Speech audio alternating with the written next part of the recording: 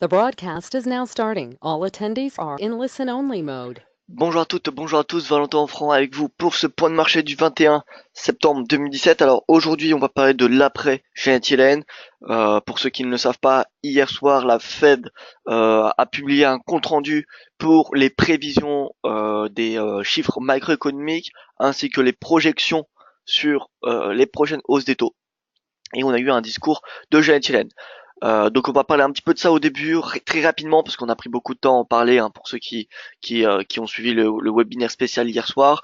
D'autant plus que j'ai écrit un article qui est en ligne, qui est assez assez important en termes d'information. Donc voilà, je vous invite pour ceux qui souhaitent avoir des renseignements précis sur les propos et sur le bilan tout simplement de hier soir, eh bien vous avez juste à lire l'article qui est sur la page d'accueil de Delefix. Alors bonjour à vous, rebonjour à vous François, j'espère que vous allez bien. Euh, on va commencer tout de suite par l'avertissement gaz sur le risque. Le trading avec effet de levier amplifie toujours les gains et les pertes. Un compte risque limité présente un risque de perte du capital investi. L'investissement sur compte titre présente un risque de perte en capital. IG fournit exclusivement un service d'exécution d'ordre. La présentation est à titre indicatif et ne saurait être considérée comme un conseil ou une recommandation. Bonjour à vous Frédéric, François Hoffman que je salue également, Birama, bonjour, Emmanuel que je salue.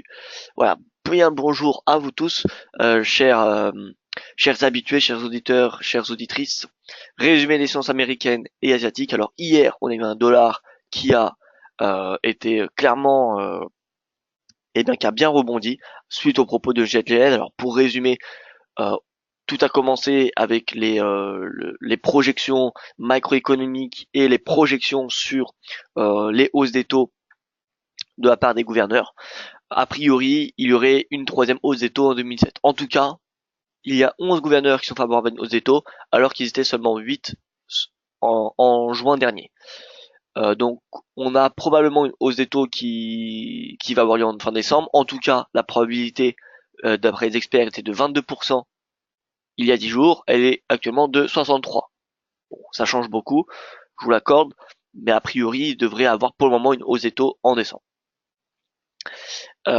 Ensuite, nous avons eu, concernant Janet Yellen, elle a elle a affirmé ce qui était inscrit dans le compte rendu en disant qu'il y aura une normalisation du bilan, donc une réduction des actifs de la Fed. On n'a pas encore, ah si, on a eu le montant, pardon, donc c'est à partir de début octobre. À partir de octobre, la Fed a commencé par réduire le bilan de 10 milliards, de 6 milliards sur les trésors qu'elle a acquis et 4 milliards par mois sur les titres d'agence qu'elle a acquis de octobre à décembre. Et une fois que à partir de janvier pardon de l'année prochaine, eh bien ce montant va peu à peu augmenter chaque mois pour atteindre un maximum de 30 milliards de trésors, de vente de trésors et 20 milliards de vente de titres d'agence. Alors quand je dis vente, c'est pas une vente, c'est simplement que au lieu de réinvestir le même montant comme qu'elle avait l'habitude de faire la Fed, eh bien elle va réduire de 30 milliards.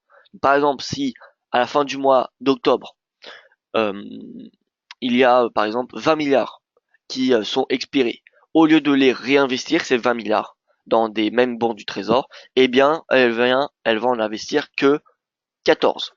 Parce que elle a décidé de commencer par une non réduction, un non réinvestissement de 6 milliards par mois.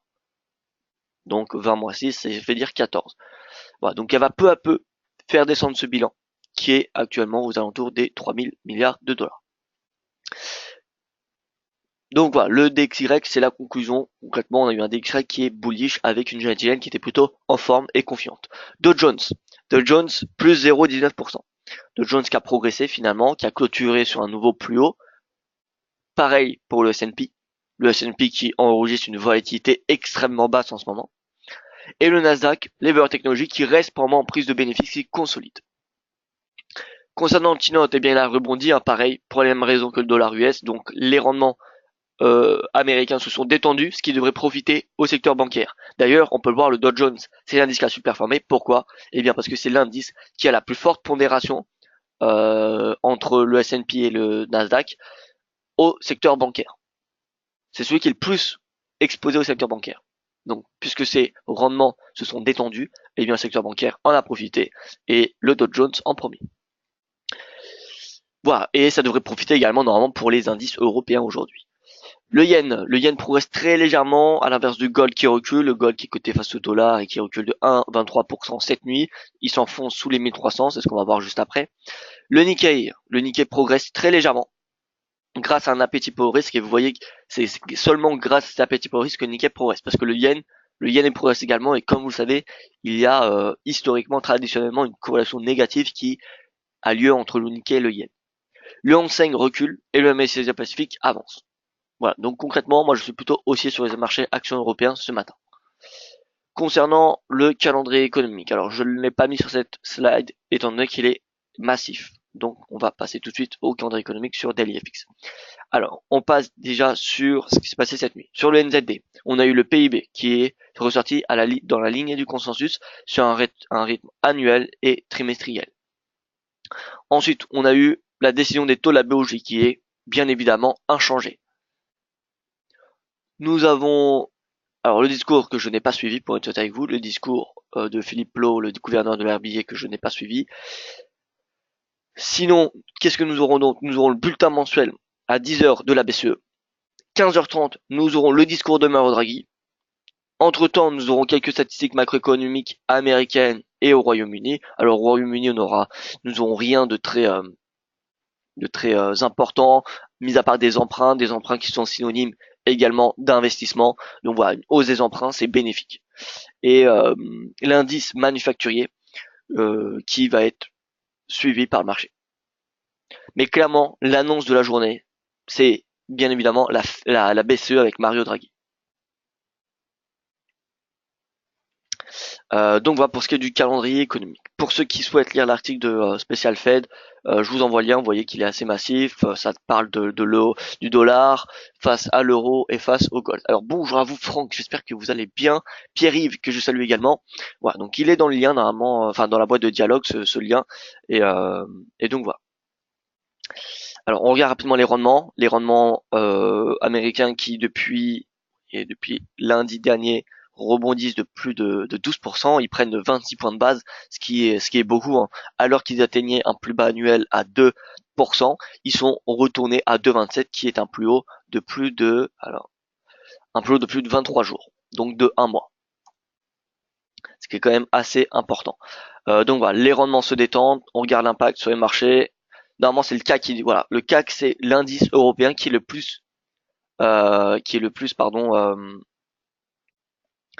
plus exposé au secteur bancaire. Donc théoriquement, ça devrait être cet indice-là qui devrait surperformer aujourd'hui.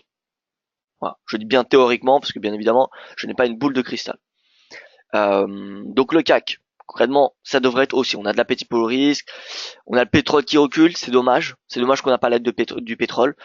Néanmoins, on a les rendements quand même obligataires, hein, les rendements obligataires qui viennent, les rendements obligataires qui vont devoir un peu plus augmenter ce matin, mais concrètement, le marché devrait pricer quand même, n'a pas encore intégré la hausse d'hier soir. Donc rien que la hausse d'hier soir, ça devrait soutenir, je pense, les marchés actions européens ce matin. D'autant plus qu'on a l'euro qui recule. Voilà. Le seul point négatif, c'est le pétrole. Pétrole, ça serait vraiment beaucoup mieux de le voir à la hausse. Ça profiterait à toutes les bourses européennes. Donc voilà, le CAC pour moi, il peut aller tester son précédent plus haut hebdomadaire de aujourd'hui. Le plus haut hebdomadaire qui est à 5274 points.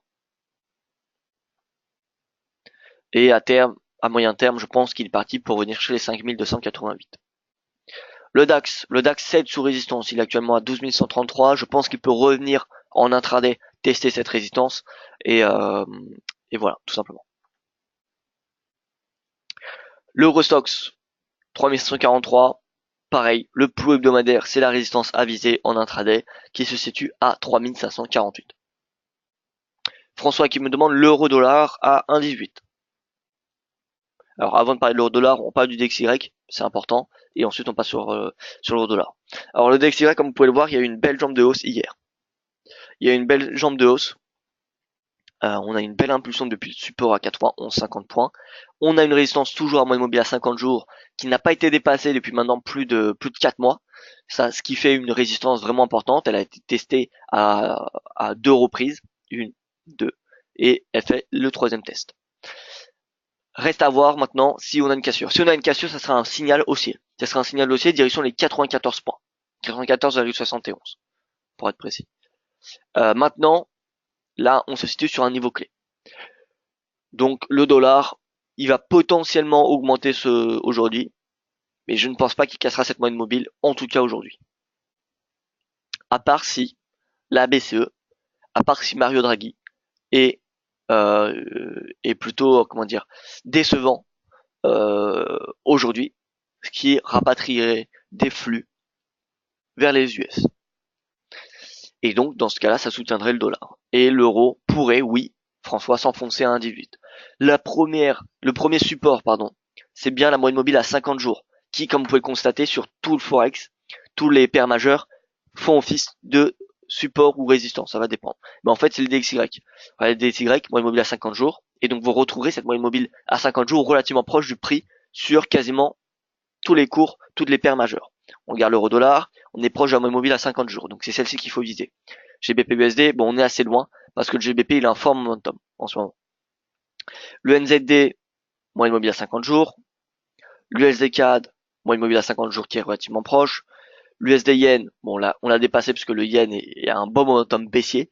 En fait, toutes les devises avec un momentum, ils vont s'éloigner de la moyenne mobile à 50 jours. Et même de tous les moyennes mobiles de façon d'une manière générale. Par contre, les moyennes mobiles qui sont actuellement en consolidation ou avec une très très légère tendance, eh bien, ils vont être relativement proches de la moyenne mobile à 50 jours normalement. Voilà, l'USD SHF a parfaitement rebondi. Alors, je reviens sur l'USD Yen, j'ai une question sur l'USD Yen. L'USD Yen, donc on a dépassé l'objectif à 112,40 qui avait été communiqué depuis maintenant quelques séances et qui avait été réitéré hier soir depuis les 112. Personnellement, je pense que le cours de l'USD Yen peut venir tester les 112,50, voire même 113. En intraday, on a déjà dépassé les 112,50, excusez-moi. Donc globalement, je pense que l'USD Yen peut venir chez 113 aujourd'hui ou dans les prochaines séances. Voilà, donc l'USD Yen, c'est haussier. L'euro dollar, je suis plutôt baissier pour être honnête avec vous. Direction de cette moyenne mobile à 1,1857. L'AUD USD revient sur cette moyenne mobile à 50 jours. Alors est-ce que c'est le moment d'acheter l'AUD? Écoutez, on va regarder les graphiques en AUD. Alors l'AUD, il est actuellement sous résistance à 0,8. L'AUD NZD, il est baissier. On a une super performance du NZD. L'AUD Yen, on a un repli en intraday. On a un repli après avoir touché les 90. Donc il est sous résistance. Néanmoins, l'AUD Yen, j'ai toujours mon objectif haussier jusqu'à 91,26 pour la seule et bonne raison que même si l'AUD ne progresse pas, la faiblesse du Yen devrait supporter l'AUD. Alors en intraday, on a un Yen qui est peut-être un petit peu plus fort ou qui baisse un petit peu moins que l'AUD. Mais sur du moyen terme, nous le savons que le yen, c'est l'une des devises les plus faibles du forex. Et donc, c'est une devise qui est parfaite à shorter. Donc l'AUD, si on a un retour à 89, voire même l'idéal, ça serait un 38,2% de retracement de Fibonacci, les 88,40. 88,40, ça serait un prix intéressant pour passer à l'achat, pour se réinsérer dans la tendance de fond qui est haussière. Franck qui nous dit sur le yen en daily, quand nous traçons une trendline descendante, pensez-vous qu'il puisse rebondir dessus? Alors, USD yen, trendline baissière. Une trendline baissière, on va chercher les points hauts. Alors, je pense que c'est celle-ci dont vous voulez parler. Si c'est le cas, alors oui, ça peut faire office de résistance. Et le cours pourrait être rejeté sous cette résistance. Actuellement, en intraday, elle est aux alentours des 113. Donc oui, elle pourrait faire office de résistance. Alors on a celle-ci, alors on a également, on a également celle-ci qui vient chercher en fait les prix de clôture. Si on se met en prix de clôture, on a celle-ci qui actuellement fait office de résistance comme on peut le constater. Donc oui, on a ces deux trendlines qui feront office de résistance.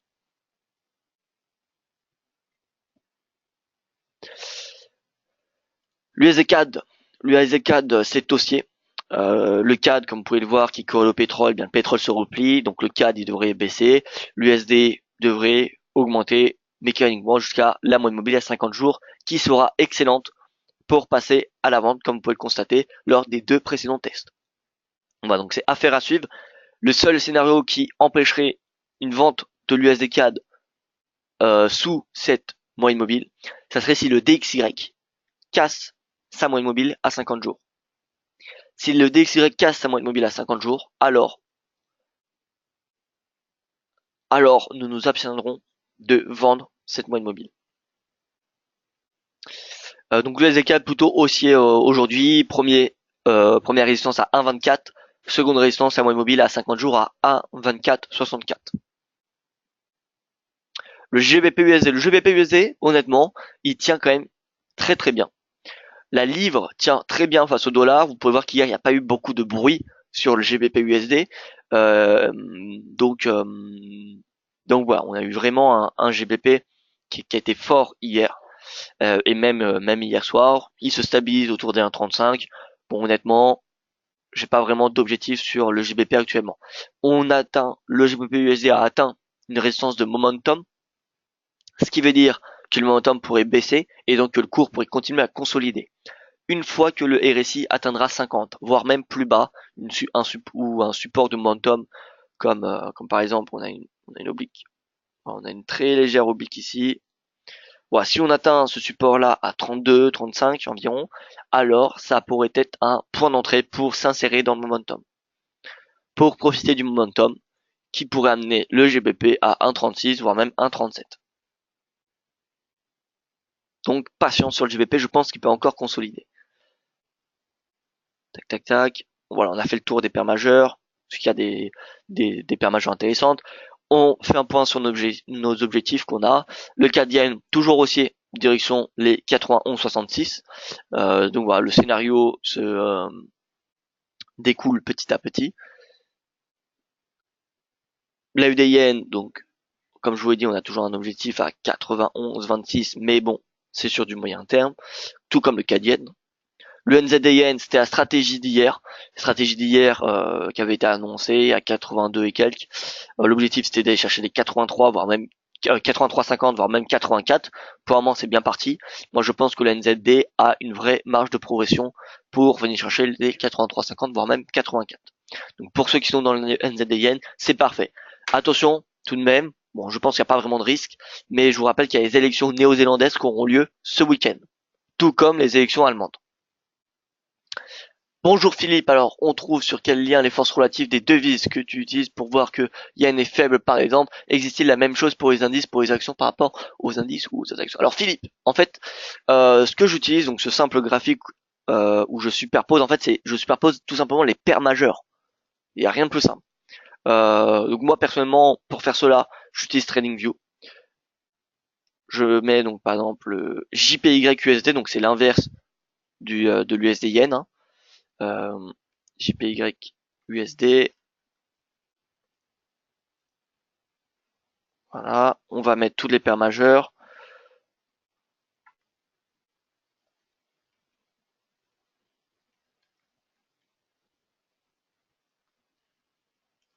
Voilà, on a fait le tour, donc nous allons remettre notre code couleur qu'on a l'habitude de mettre.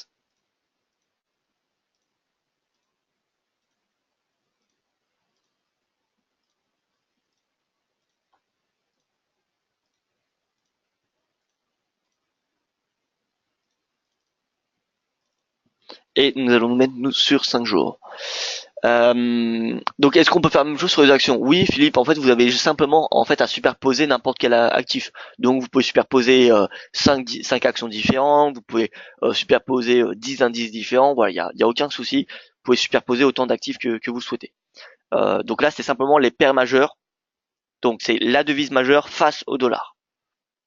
Et là, en fait, on a un graphique qui représente l'évolution des devises majeures face à la même unité. Donc, d'un point de vue mathématique, la décimale s'annule. Voilà, on compare face à la même chose. Donc, c'est un calcul, c'est une méthode de comparaison qui est correcte. Euh, Donc le yen, on peut voir que c'est la devise la plus baissière, le GBP la devise la plus haussière. Donc GBP yen, bon, on n'a pas eu vraiment d'évolution étant donné que le GBP est resté plutôt flat avec le yen. Donc GBP yen, ça devrait consolider, il me semble. On va regarder un coup d'œil parce que GBP yen, c'était l'objectif, la stratégie de la semaine dernière. Ah non, GBP yen, il progresse un tout petit peu. Bon, 151. Comme vous le savez, la résistance, elle est à 152,71. Donc voilà, je pense que les stratégies acheteuses peuvent continuer jusqu'à 152,71. Une fois qu'on aura atteint 152,71, attention, parce que sur le RSI, regardez, on se met sur le RSI et on teste une résistance de momentum. Donc, attention, soyons vigilants. Par ailleurs, hein, pour ceux qui sont sur GBP Yen, si vous voulez optimiser vos points de sortie, vous avez simplement à vous mettre sur du 4 heures et regarder lorsqu'il y aura une divergence qui coïncidera avec l'approche du prix vers cette résistance.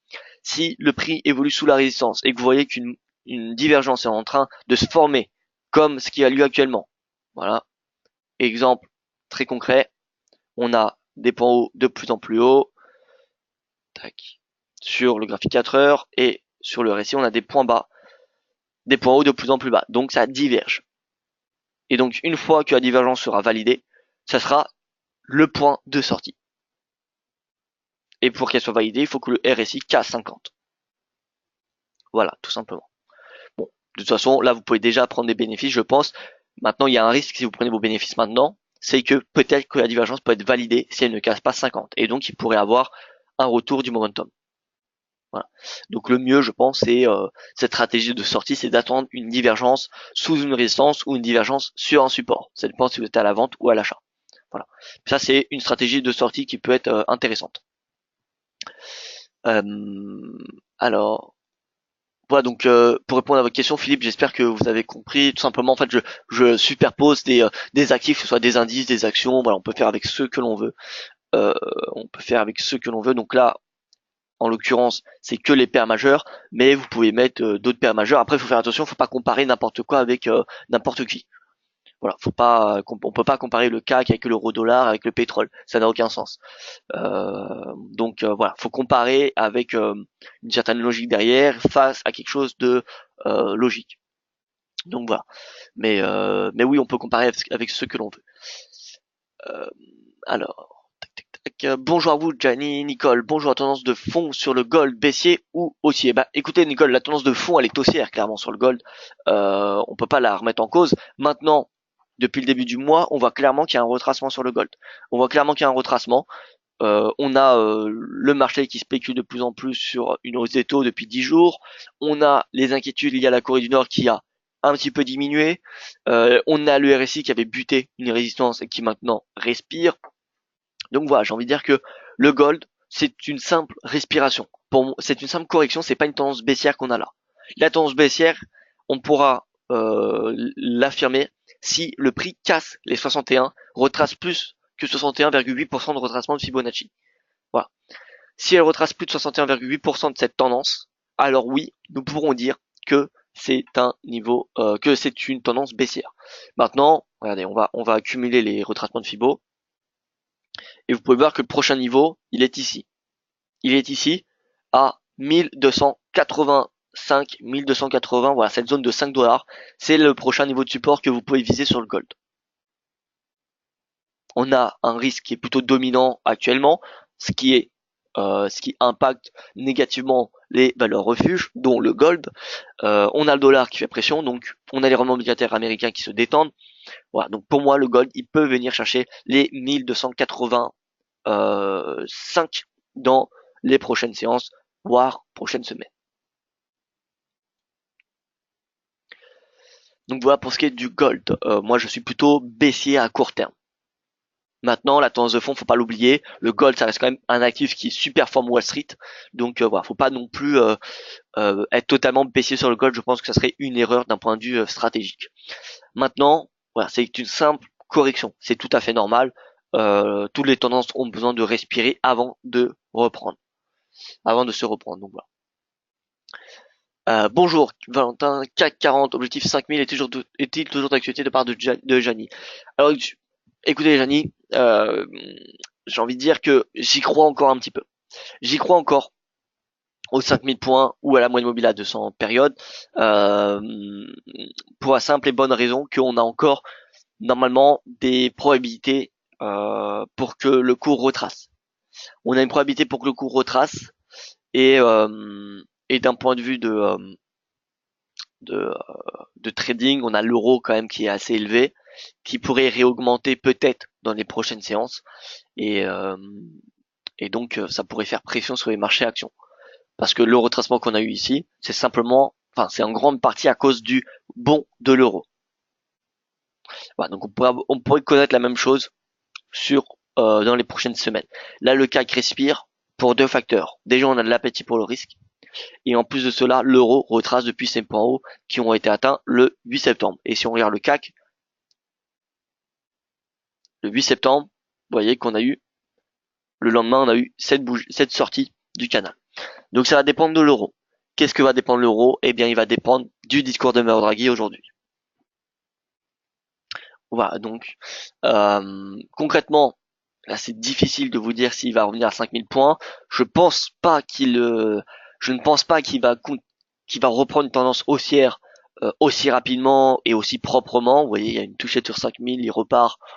Bon, ça me semble un petit peu quand même délicat, un petit peu trop, comment dire, irréel.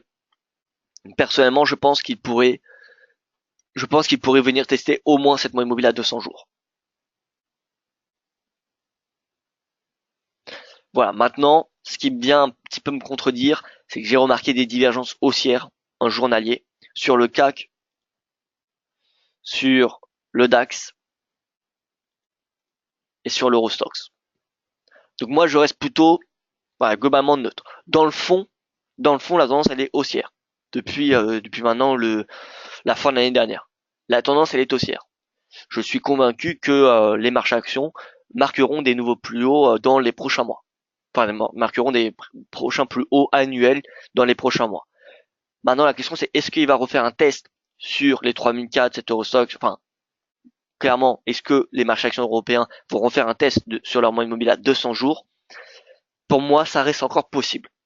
Mais, voilà, faut garder un œil sur l'euro. Faut garder un œil sur l'euro, faut garder un œil sur Wall Street, parce que c'est Wall Street également le moteur. Tant que Wall Street marquera des nouveaux records, ça soutiendra les marchés actions européens. Alors, j'ai des questions. Alors, sympa ton article fait, nous dit François. Merci à vous, François. Ça me fait plaisir. Nicole, l'IBEX est-il à son cours d'achat long terme? Alors, l'IBEX. Alors, le point d'entrée pour l'IBEX, c'est clairement la moyenne mobile à 200 jours. Maintenant, attention. Je vous rappelle que d'un point de vue politique, on a des petites tensions en Espagne. On a la Catalogne qui souhaite organiser un référendum en octobre pour son indépendance.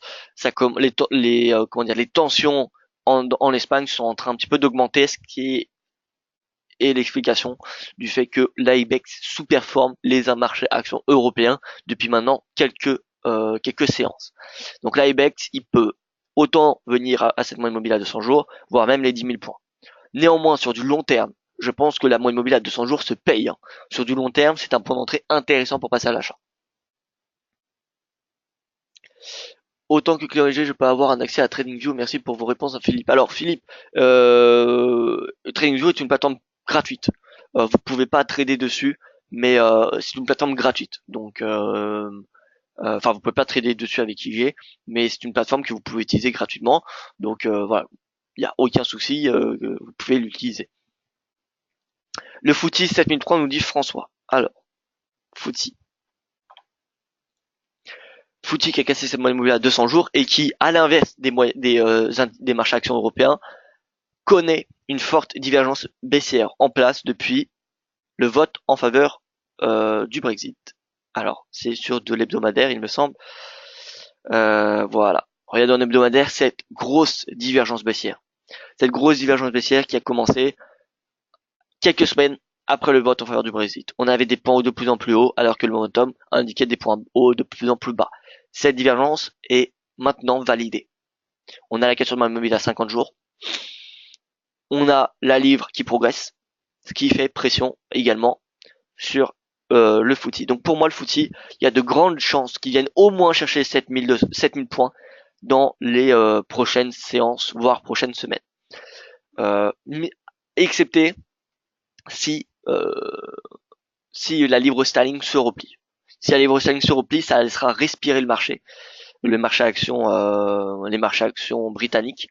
Mais dans le cas où on a une livre qui est encore suffisamment forte, près des 1,35, 1,36, eh bien, ça devrait pénaliser le footy. Donc pour moi, j'ai plus un avis baissier sur le footy. Maintenant, à court terme, 7300, oui, ça, c'est possible. On est à 7274. Je pense que c'est possible qu'on vienne chercher 7300, voire même la moyenne mobile à 200 jours. C'est possible qu'on fasse un pullback dessus. Philippe qui demande, cela rejoint l'indicateur de force relative pour le graphique auparavant. Alors, oui, en fait, de toute façon, concrètement, qu'est-ce que c'est une force relative? C'est quelque chose c'est un actif comparé à un autre. Donc, de toute façon, quand vous regardez des paires majeures, quand vous regardez le Forex, c'est des forces relatives. Les forces relatives, c'est quelque chose comparé à quelque chose d'autre. Le JPY face au dollar, si le JPY augmente, c'est pas forcément que le yen s'apprécie en lui-même. C'est pas la valeur intrinsèque qui s'apprécie. Ça peut tout simplement être le fait que le dollar baisse et donc fait mécaniquement remonter le cours. Mais par exemple, l'euro-yen, il pourrait très bien descendre. L'euro-yen pourrait très bien, augmenter. Et dans ce cas-là, on aurait une information contradictoire. Donc de toute façon, rien que le forex, c'est des forces relatives. Donc oui, c'est des forces relatives ce qu'on a devant nous.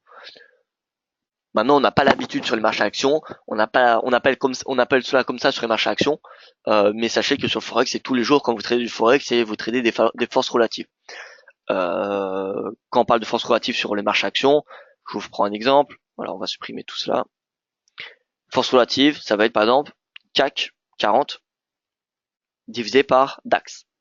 Et là, on retrouve on retrouve la même structure qu'une paire de devises. On a un actif face à un autre. Et CAC 40 divisé par DAX, qu'est-ce qui va nous indiquer? Eh bien, dès que la courbe est baissière, c'est-à-dire que le CAC 40 sous-performe le DAX. Ça ne veut pas forcément dire que le CAC 40 est baissier, mais ça veut simplement dire que le CAC 40 sous-performe. À l'inverse, dès qu'on a la courbe qui est haussière, on a le CAC qui superforme le DAX. Et encore une fois, ça ne veut pas dire que le CAC est haussier. Ça veut simplement dire que le CAC, par exemple, fait, imaginons que le CAC fait moins 0,2%, le DAX fait moins 0,50%, eh bien, le CAC se déprécie moins que le DAX. Et donc, il superforme le DAX. Et donc, la courbe sera haussière. Voilà. Donc, voilà, c'est ça les forces relatives. J'aurai l'occasion de vous faire un webinaire spécial dessus, mais mais euh, mais voilà, c'est ça concrètement ce qu'on traite sur le forex. Sur le marché action, c'est clair qu'on n'a pas que les acteurs n'ont pas l'habitude de trader des forces relatives, parce que le marché action, vous achetez une action, on est d'accord, on n'a pas un actif comparé à une autre. Or que lorsque vous tradez une paire, je vous rappelle que vous achetez une devise et vous vendez l'autre devise. Par exemple, vous achetez l'euro-dollar, c'est-à-dire que vous achetez l'euro et vous vendez du dollar. Voilà. Euh, Bref, j'espère que vous avez compris. 7000 points, François, oui. Honnêtement, François, je pense qu'il peut venir à 7000. En tout cas, d'un point de vue technique, y a tout qui m'invite à shorter le footy sur du moyen terme. On a une baisse des investissements, même si on a une croissance qui arrive à près des 2% au Royaume-Uni, on a des investissements qui baissent, on a la livre qui s'apprécie, euh, donc ça fait pression sur le marché action, et d'un point de vue technique, on a une grosse divergence baissière qui est validée. Après, honnêtement, c'est pas un signal qui est 100% fiable. Encore une fois, j'ai pas de boule de cristal, mais d'un point de vue probabilité, pour moi, ça fait beaucoup pour mon biais penche plus à la baisse qu'à la hausse sur le footy pour du moyen terme, contrairement aux indices européens ou américains. Frédéric, alors serez-vous au salon du trading demain, Philippe? Alors écoutez, Philippe, malheureusement non, malheureusement non, mais alors c'est pas encore sûr, mais vous pourrez peut-être me voir avec Yoav au mois de novembre. Il y aura un événement qui sera organisé à Paris. Mais bon, là on est encore dans la préparation, donc ça reste pour le moment entre nous. Mais sachez que vous aurez nous serons peut-être probablement présents sur un salon en novembre à Paris. Donc voilà. Mais non, je ne serai pas là demain, très malheureusement. Écoutez. Alors, vous avez parlé de l'or, mais pas du tout. Écoutez, un pullback sur 1295 sur l'or est-il encore possible à part Frédéric? Alors oui, Frédéric. Oui, l'or pour moi, il peut même aller plus bas que 1295. Pour être honnête avec vous, l'or, il est sous pression à cause du dollar, à cause des rendements obligataires, à cause de l'appétit pour risque qui est plutôt dominant. On a un momentum qui est plutôt baissier. On avait une divergence un petit peu qui était baissière quand même. Donc voilà, pour moi, tant que le RSI n'atteint pas cette zone à environ 30 points, il y a une probabilité de baisse, ce qui se traduirait probablement par une baisse jusqu'à 1280. Maintenant, si le cours est à 1290 et que le RSI est à 30 et qu'on voit qu'il y a un bottom, qu'un plancher est en train de se former, ou mieux qu'une divergence haussière comme ici est en train de se former, alors ça sera le moment d'acheter. C'est-à-dire que 1280, il faudra oublier. Donc pour moi, il faut faire attention à deux constantes, le prix, mais surtout actuellement le RSI. Le RSI, s'il atteint 30 et qu'il commence à former un plancher, voire même une divergence, il faudra couper les positions vendeuses.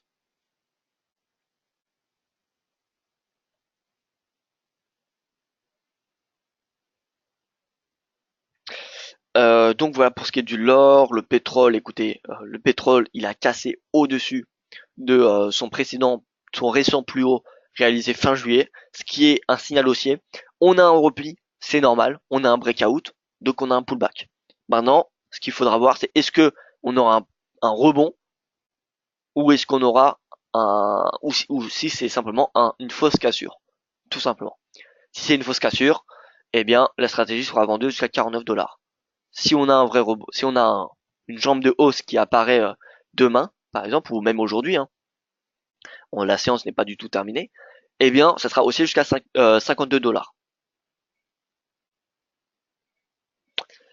Voilà, USD Yen, 113 en intraday nous dit François. Alors, est-ce qu'en intraday on peut atteindre 113? Pourquoi pas, hein, pourquoi pas, écoutez, ça me semble possible. Ça me semble possible. Après, encore une fois, on a une forte zone de résistance, comme vous pouvez voir, hein, qui tient quand même assez bien ce matin. Forte zone de résistance. Donc voilà, 113, ça va être compliqué, mais pourquoi pas. En tout cas, si c'est pas en intraday, je pense que ça sera réalisé dans la semaine. Enfin, demain, concrètement. Donc, résistance actuellement à 112, 112,60 et prochaine résistance ensuite à 113. Euh, alors, n'hésitez pas s'il y a d'autres questions. N'hésitez pas s'il y a d'autres questions. Moi, je vais regarder un petit peu ce qu'il y a à vous proposer aujourd'hui, concrètement, à part le dollar qui, vous pouvez voir, rebondit un petit peu. Alors, le dollar qui quand même rebondit, qui va tester cette moyenne mobile. Moi, je ne vois pas d'autres devises à acheter en intraday. Euh, à part le cas qui semble assez bien quand même résister, Cadienne en tout cas, Cadienne qui semble assez bien résister. On a toujours une stratégie. Le GBP Yen, c'est toujours on n'a pas de stratégie, mais on a toujours un scénario plutôt haussier. Voilà, j'avais pas donné de stratégie. Soyons clairs. Donc je vais pas me donner bénéfice de cette hausse du GBP Yen. Mais GBP Yen, il y a encore une possible hausse. Quoi qu'on a une divergence en train de se former en H4, je le rappelle. L'AUD Yen retrace, mais la stratégie reste toujours acheteuse. Reste toujours acheteuse jusqu'à 91,26 sur du moyen terme. Et, euh, et l'euro dollar. L'euro dollar, moi je suis toujours baissier, direction cette moyenne mobile à 50 jours, c'est-à-dire à 1,1857 en intraday. Voilà, je pense qu'en intraday on peut revenir tester cette moyenne mobile. Tout va dépendre beaucoup de Mario Draghi. Voilà, écoutez, moi je n'ai plus rien à rajouter, je vois qu'il n'y a plus de questions. Je vais donc vous donner rendez-vous demain, même heure, même salle de training pour le prochain point de marché. Excellente journée, et en attendant, rendez-vous sur le site dailyfix.fr pour davantage d'actualités. Voilà, merci pour votre attention et bonne journée.